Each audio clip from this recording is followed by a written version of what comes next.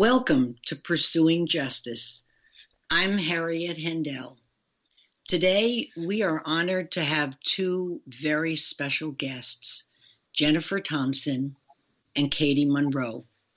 They will be speaking about their organization, which is called Healing Justice. But before we delve into how that organization was founded and its mission, I wanted to give my listeners a brief backstory as to how I learned about Jennifer way back in 2009. I was a volunteer teacher at a men's maximum security prison very close to my home here in New York. My goal was to help the men pass the essay portion of the GED. So I decided to read to them out loud from a variety of memoirs so the men could understand the concept of using stories from their own lives as material for their essays. And one of the many books I read to them was Picking Cotton, which Jennifer co-authored. And she will say a little more about that book in a few minutes. Then in 2015, I met Jennifer at a huge convention of people involved with innocence projects all over the world and people impacted by wrongful convictions. Welcome to you both, Jennifer, and to Katie. Thank you. Thank you, Harriet. Good to have you with us. All right. I just wanted to read a little bit about your background on each of you, very short, just to introduce our listeners to you, and then we will begin.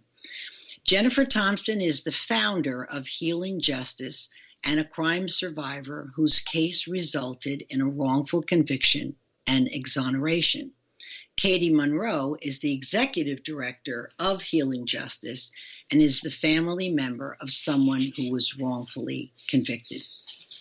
All right, so Jennifer, I thought we would begin with you and your unique story. So would you share what that story is with our listeners? Yeah, sure. In 1984, when I was a college student in a small town called Burlington, North Carolina, I was studying, going into my senior year of college. I was maintaining a 4.0 GPA. I was working 2 jobs. I was dating and about to become engaged. And on July 28th of 1984, I'd gone out with my boyfriend for the day. We played tennis. We were going out to eat dinner. And sometime around 8 o'clock that night, I came down with a really terrible headache and asked my boyfriend to take me home, which he was polite enough to do that. He gave me some aspirin, he gave me some water, and I fell asleep sometime around 9 or 9:30 p.m. And that's my last memory of that night. Around 3 a.m. in the morning, I felt an uncomfortable and uneasy presence in the room with me.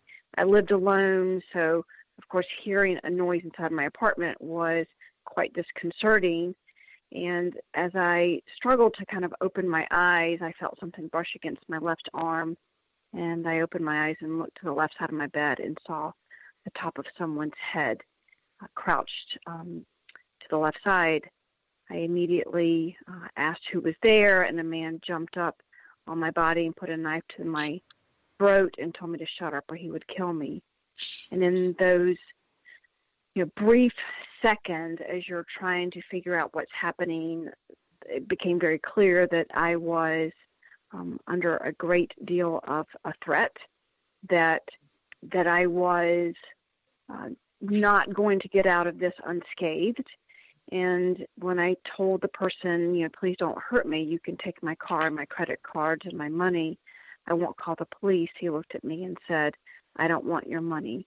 And then the reality of really what was going to happen to me became very clear. I knew that he was going to rape me, but I didn't know if he was going to kill me. So I made the decision that night to try to stay very, very present to what was happening to me. I needed to figure out what this person looked like. I wanted to know the sound of his voice. I wanted to know everything about him so that if I did survive, I would be able to help the police find him. After about 20 minutes of the assault, he tried to kiss my mouth, and I told him that I was afraid of knives, if he would just get off of me and take the knife to the front of my apartment and drop it on my car. It would let him come back in, and he believed me. So he walked to the front door, pretended to drop the knife out of the door, and then quickly came back in and grabbed my arm to pull me back into the bedroom. And I refused to go back in the room, telling him that I needed to go to the bathroom just to give me a moment. As I went into the bathroom, I turned the light on to give me another glimpse of what he looked like before he yelled at me to turn the light off. And I went into the bathroom and started to try to figure out what my next plan was, because that's as far as I had gotten. I had planned on shutting the door behind him and calling the police, but that wasn't going to work. So I came back out of the bathroom, and I told him I needed some water first, because he had said to me he could come through my back door. So my plan now was to get to the back door and run. And as I got to the kitchen, I quickly turned the light on to give me some space and some distance and some time away from him for a head start. And I began to make noise with the water running and cabinet doors shutting and drawers opening and closing. And I had pulled a blanket from the edge of my bed and put it around my body before I had gone into the bathroom. So I just pulled my blanket really tight and opened up the door and started to run. By this point, it was about 3:30, and it was raining, and I didn't know where to go.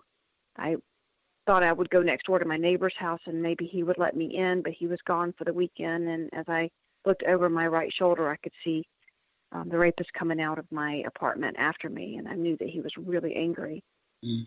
So I just took off running into the neighborhood and decided to run towards the light, that, perhaps if I got underneath the light, somebody might see him or call the police.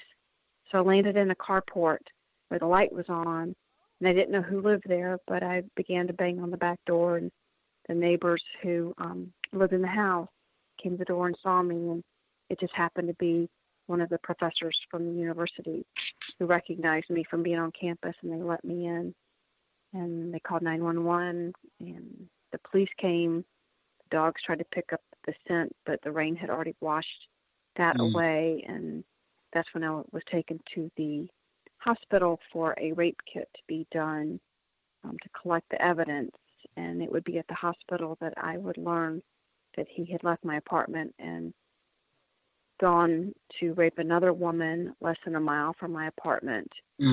And I could hear her crying down the hall. So I was very committed to help the police try to find this person and take him off the streets, because he was dangerous. And I knew that he would rape again, that we had a serial rapist on our hands, and the community wasn't safe until he was apprehended.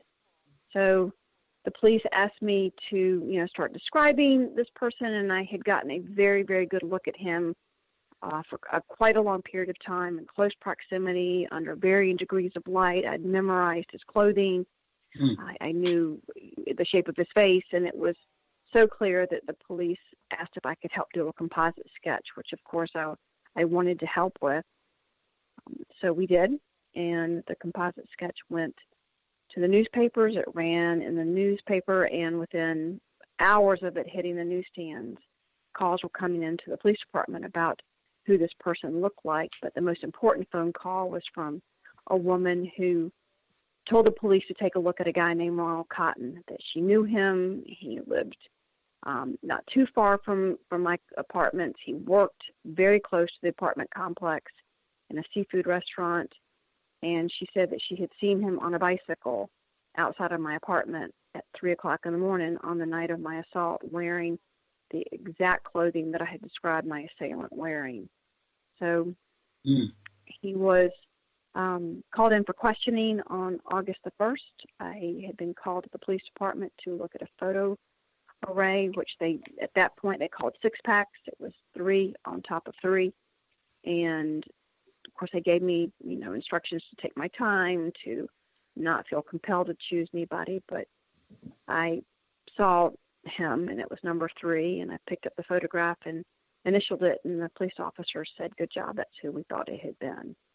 And at that point, it was such a relief to be able to help, because the second victim had been beaten and bitten and punched, and a flashlight in her face, a pillow over her eyes when she was assaulted, and she had not been able to give a very detailed description, although the clothes, of course, were exactly what I had described my assailant wearing.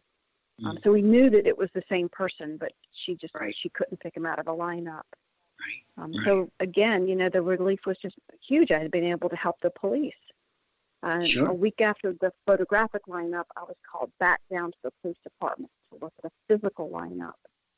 At this point in the year, the police department was being renovated, so I was taken to an abandoned schoolhouse on the second floor into an old classroom to look at this physical lineup. And I walked into the room, and the only thing that divided me and the 7 men in the lineup was a folding table. So there was no windows or doors or curtains or anything to protect me. And of course, I was very, very scared. I felt like if I had gotten it wrong, that he would walk. And again, I was given the same instructions as I had received the photographic lineup. But, again, you're called back to the police department. They're asking you to identify somebody. They've got a suspect. So I wrote down the number 5 on a piece of paper and handed it to the police officers. And again, they looked at me and said, "That's who you picked out in the photograph." And, again, you can breathe a little bit deeper. You feel like, you're safe. And now we were going to prepare for trial, which would take place in January of 1985. They made the decision to only try my case because the second survivor had not been able to make an ID. So we went to court, and it took 2 weeks of my life. 2.5 days, I had to testify over and over again about what had happened to me and what he had done to me, in graphic, awful detail. And after the 2 weeks was up, the jury deliberated 45 minutes and found Ronald Cotton guilty of first-degree rape and first-degree sex offense and first-degree break-in and entering.